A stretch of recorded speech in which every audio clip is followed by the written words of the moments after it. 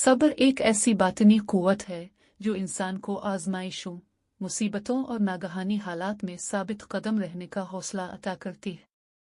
ये महज एक अमल नहीं बल्कि एक ईमान का दर्जा रखता है जो इंसान के किरदार और शख्सियत में गहराई और वुसअत पैदा करता है।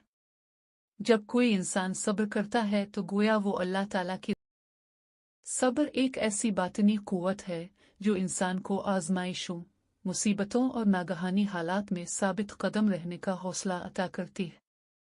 ये महज एक अमल नहीं बल्कि एक ईमान का दर्जा रखता है जो इंसान के किरदार और शख्सियत में गहराई और वुसअत पैदा। सब्र एक ऐसी बातनी क़ुव्वत है जो इंसान को आज़माइशों, मुसीबतों और नागहानी हालात में साबित कदम रहने का हौसला अता करती है। ये महज एक अमल नहीं बल्कि एक ईमान का दर्जा रखता है जो इंसान के किरदार और शख्सियत में गहराई और वुसअत पैदा करता है।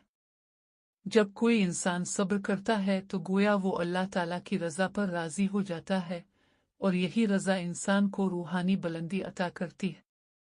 इंसानी ज़िंदगी में दुख, तकलीफ़, नाकामियाँ, महरूमियाँ, बीमारी और नुकसान जैसे मराहिल का आना नागुज़ीर है। कोई भी शख्स इस दुनिया में बग़ैर किसी आज़माइश के नहीं रहता। इन आज़माइशों के दौरान जो शख्स अल्लाह की रज़ा पर राज़ी रहता है और ज़ुबान से शको शिकायत नहीं करता, वही हकीकी साबिर होता है।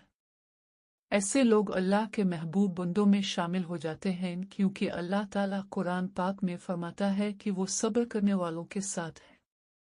ये वदा किसी मामूली बंदे के साथ नहीं बल्कि सब्र करने वाले के साथ किया गया है, जो कि बड़ी बात है।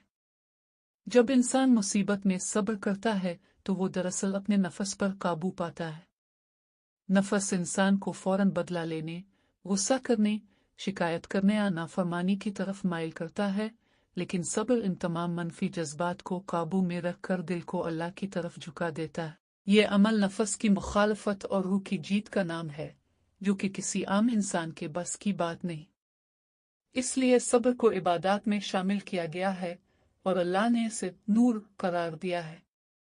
सब्र की कई किस्में हैं, जैसे कि अल्लाह की इताअत में सब्र, गुनाहों से बचना,